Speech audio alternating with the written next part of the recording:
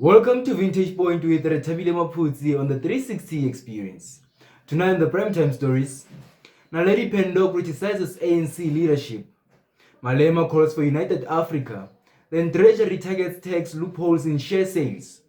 All this and more on the 360 Experience. What Zuma did took our country and handing over back to the dictators.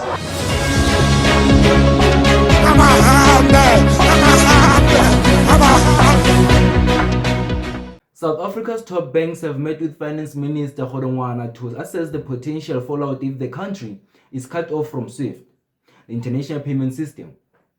According to the report by the Sowetan, the discussion comes amid threats from US lawmakers who are considering sanctions against Pretoria, accusing it of aligning with Washington adversaries.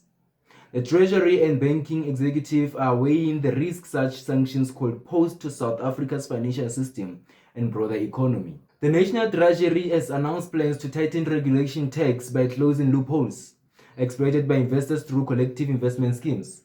Currently, investors have been deferring capital gains by tax referring shares to these schemes, commonly known in South Africa as Unity Trust, before selling them. These vehicles pool funds from investors are managed by asset managers who invested in shares, bonds, and other assets.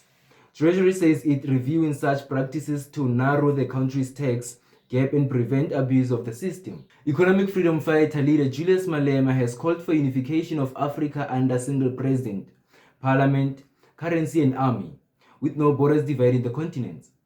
Malema made the remark while addressing the Nigerian Bar Association Annual General Conference in Enugu. He argued that such unity will strengthen Africa economically and position its global power, potentially surpassing even the United States. The NBA is Africa's largest professional legal body, with more than 120,000 members worldwide, and its conference draws key policies, judges, academics from across the globe. Health Minister Naledi has confirmed that the Council for Medical Scheme is enlisting legal experts to tackle findings of racial discrimination against black health providers. This follows the independent Sanction 59 panel's report, which exposed the system bias in the industry. Naledi was responding to a question from Action SA MP Letlape, who pushed for accountability and stronger sanctions against medical scam implicated in the report. Letlape stressed that the punitive measures must follow to restore fairness in the healthcare system. Higher Education Minister Namela has called on the Public Service Commission to investigate alleged irregularities within the sector education and the training authorities or SETAs. This follows his decision to appoint administrators over C3 bodies, the construction sector, service sector, and the government sector. Opposition parties have criticized the move, warning that it mirrors past controversy that previously placed the department under scrutiny. That was all with Malema on the Vintage Point on the 360 Experience.